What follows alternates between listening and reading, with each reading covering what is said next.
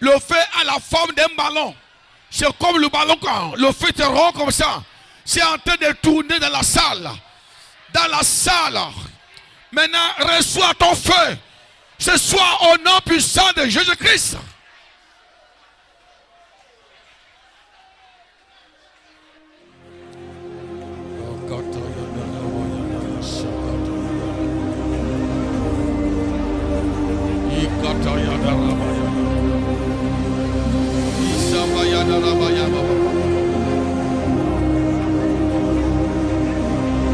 Je vois un autre feu qui est descendu sur tous les pasteurs. Pasteurs, recevez l'onction de Dieu. Recevez la puissance énergie dans votre vie. Ce soir, recevez cela. Je vois le feu dans la salle, dans l'assemblée. Le feu sur les chantres ce soir.